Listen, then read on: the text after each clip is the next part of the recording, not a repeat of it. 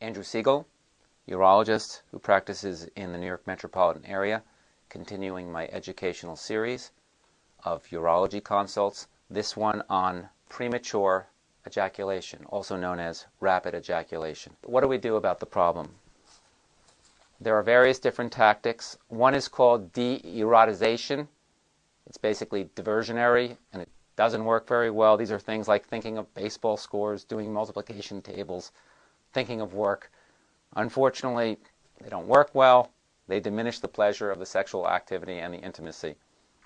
Another treatment is to use a means of decreasing penile sensitivity, so there's less stimulation, such as an extra thick condom, such as topical anesthetics. Here's a classic one, Emla cream, which is lidocaine and prilocaine, can be placed on the penis to numb it up, so there's less sensitivity.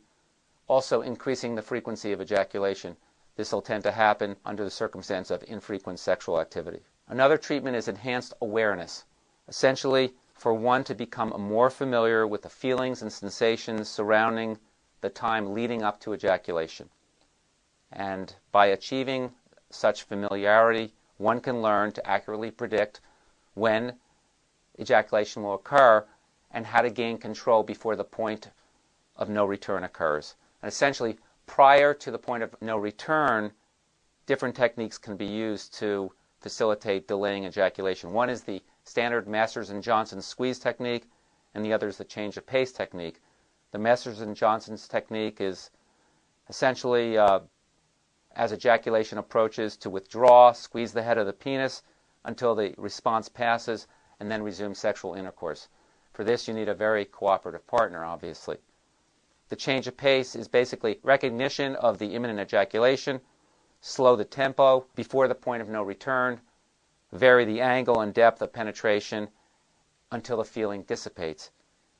And if this is not sufficient, one may have to stop thrusting, press pubis to pubis, and resume thrusting only after the urgency subsides. Gaining better control over one's pelvic floor muscles through the use of pelvic floor muscle exercises may help facilitate better control of premature ejaculation. Now, there are a variety of medications that can help a lot. A lot of the urological literature states that the Cialis family, Levitra family, and Viagra family can be helpful. I have not found them to be particularly helpful in terms of premature ejaculation. They're certainly great in terms of penile rigidity and durability of a good quality erection and the ability to achieve a second erection after ejaculation, but I have not found them in particular to be helpful for premature ejaculation. However, there are medications that can help a lot. There is a class of medication, specifically an antidepressant, known as the SSRI, selective serotonin reuptake inhibitors, classically used for depression, but they have this bizarre side effect in delaying or retarding ejaculation substantially. So these are medicines such as Paxil, Zoloft, Anafranil, or Prozac. They can sometimes be used on a continuous basis or sometimes just used situationally. They really can help quite a bit. Side effects, though, can be decreased sex drive, sleepiness, insomnia at times, mild nausea, yawning, dry mouth. Personal, perhaps a little bit embarrassing anecdote. I am not a depressed person at all, but during the winter I have a bit of seasonal affective disorder.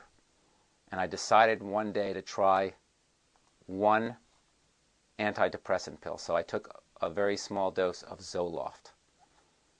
Didn't really affect me, but I understand that you need to take it on a more chronic basis.